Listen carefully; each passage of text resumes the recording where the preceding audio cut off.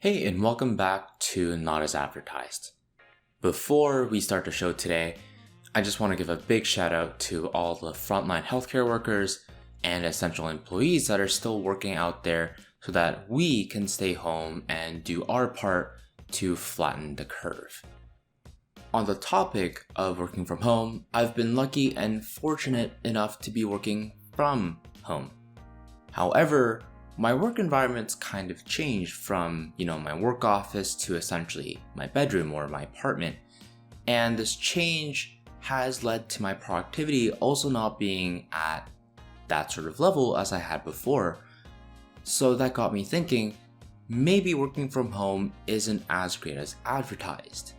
So I got curious about how other people were dealing with working from home and what their experiences were like so far so I could compare them to my own experiences. The team and I here at MyTechne recruited 3 members from our community here in Toronto and Vancouver and asked them a few questions. So here are our star guests. First, we have Sam. Sam is a multi-talented speaker and individual, from co-founding the social enterprise Pick Waste to speaking alongside Craig Kielburger, who is the co-founder of We Charity, and the youngest member of the Canadian Association of Professional Speakers, or CAPS. He works to empower youth through speaking engagements and hopes to inspire students to live lives filled with resiliency, leadership, service, and purpose. Next, we have Katy. Katy is a highly sought after certified personal coach, but her strengths are far more than just coaching. She's skilled in leadership, organizational development, recruiting, performance management, and much more. Currently, she works as the Regional Human Capital Manager and Learning Development Manager, helping deliver strategic programming and leadership to partner groups. Finally, we have Hamza. Hamza is a multi-award winning marketer, entrepreneur, best-selling author, TEDx speaker, and more with a focus on empowering individuals and businesses. He is currently the managing director of Student Life Network, which helps and empowers millions of students across Canada. He has also co-founded both Splash Effect, a boutique marketing and creative agency, as well as Skills Camp, a soft skills training company. He is also a sessional instructor at Seneca College and Ryerson University, teaching courses on digital marketing and social media. These 3 are at different stages of their career, so I thought it'd be interesting to ask them and probe their thoughts about productivity and working from home. So without further ado, here are 3 questions that I asked them. Did you believe that working from home would be beneficial to your productivity? Why or why not? Personally, I think working at home provides an amazing opportunity to be more productive because there is less distractions, there is less people around.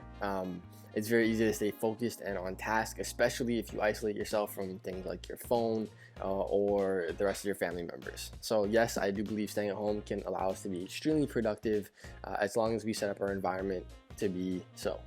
Absolutely. I can save myself my commute time. I can get my 8 hours of sleep and make sure as well that when I'm waking up in the right way. So a little bit more of a natural way of waking up instead of this crazy alarm going off. I have everything that I need at my fingertips. I have my food, I have my water, I have my personal office set up, and I don't have the guilt that I carry about being away all day, especially with my little dogs. Absolutely. I have been a proponent of working from home for over a decade now. And why? Well, there's 2 reasons really. A, I'm deeply introverted and need to be in control of my environment in order to minimize unnecessary energy expenditure. And B, ironically, the modern open concept office compared to its traditional walled off counterpart is rife with distractions. I'm talking about all of the unnecessary chatter that you can't even drown out these days with the best pair of noise-canceling headphones. I'm talking about the peripheral movements of your coworkers that take your eyes off the screen even for just a millisecond. I'm talking about the unplanned meetings that you get called into because you're physically in the office. I'm talking about interruptions and all of the other clutter that's often mislabeled as serendipitous quote-unquote benefits to culture, communication, and ultimately to productivity.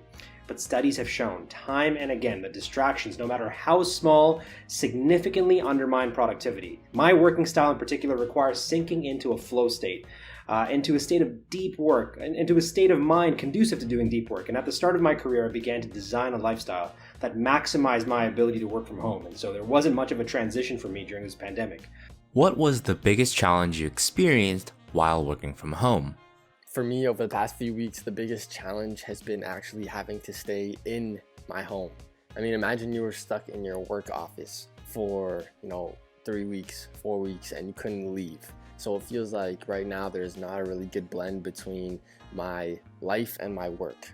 When I take off the work hat and put on the enjoyment hat or relaxing hat, it's a very weird feeling because it seems like I'm stuck in the office right now. So my biggest challenge has been trying to figure out how to separate the two things, work and pleasure and play, and I'm still figuring it out. While working from home has allowed me to have zero distractions in terms of people popping by my office and taking away from my focus, I would say my biggest challenge is that I'm sharing now a small space with my partner. So we've learned that we're both really loud phone talkers. So any serious or sensitive conversations, we have to be very mindful of the other person. Have to be using our headphones, have to have our volumes down low. So I think that that's probably been the biggest challenge I've had, is just sharing that space with someone that I'm not used to, especially when I'm used to having my own office. I'm going to say it was managing the expectations of the people around me. I've been spending quite a bit of time with my immediate family, and it was an adjustment for them to actually see what I do during a typical 8-ish hour workday. And to them, I probably looked like I was casually browsing the internet or mindlessly scrolling through social media or even watching a movie. And so early on, they didn't think twice about interrupting me mid-task, but I had to nip that in the bud early and drop some boundaries and over-communicate the need for a distraction-free environment. It's a little awkward at first, but we found our groove. How have you adjusted your systems during this period?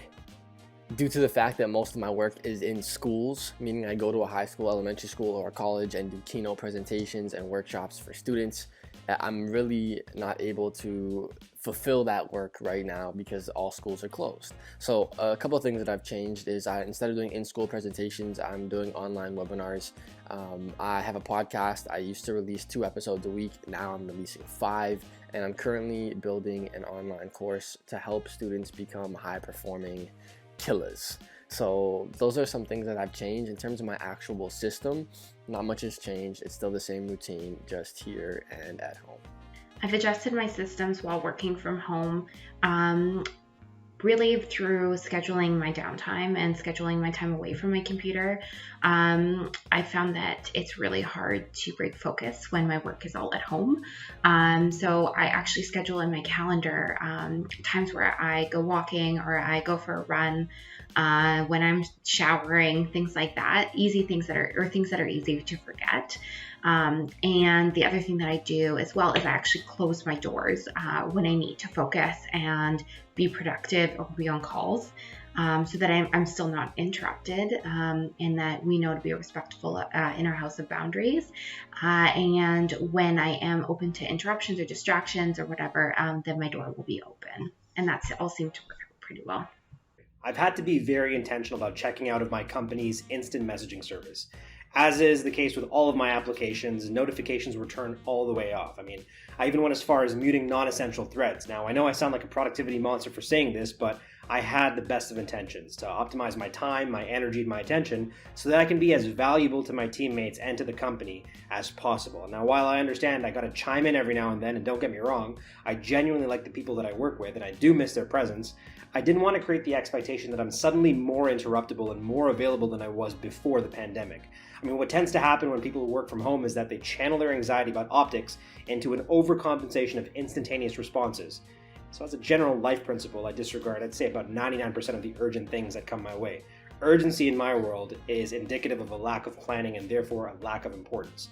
I'm wrong once in a while, but for the most part, this rule has served me very well. A lack of preparation on your part does not constitute an emergency on mine. Now that we've heard their perspectives, I asked them one final question before I let them go. What would be one tip you would give to everyone else for working from home? If you're watching this and you're working at home, my tip for you is to time block your activities. Meaning, if you're about to work on something, give yourself an hour and a half time block to do it, put your phone away and go for it until the clock runs out. And then take a 15-minute break and then start a new time block. And if you time block your activities, you'll be a lot more productive with your work by yourself at home. A tip I have for everyone working from home, I could probably think of two. The first would be to remove your office space from your relaxation space so that you actually have a very separate area to go when you are working, and you have somewhere to go afterwards and not think about your work and not see your computer open or your notifications going off. And the second tip would absolutely be to schedule your you time. So especially when we're cooped up in a small space, I would say scheduling time to get outside, be active, cook meals, things like that. So making sure you're actually scheduling that in. Maintain a routine, y'all. Wake up at the same time every day, shower, change into work attire, and try your best to work somewhere other than your bedroom. Have your lunch at the same time every day and end work at the same time every day. Through this routine, delineate a workplace that produces stress, hopefully the good kind, from a home that promotes happiness and recovery. A lack of separation between the two can lead to cognitive dissonance, but also involuntary physical reactions if there's problems in one or the other. So, there you have it. 3 individuals who have had their unique perspectives shaped by their own different experiences. Thank you so much for the guests that have come onto the show. If you want to reach out to them, I've included links down below so that you can reach out to them regarding these questions if you'd like. To end the video, let's address the question of, is working from home as great as advertised?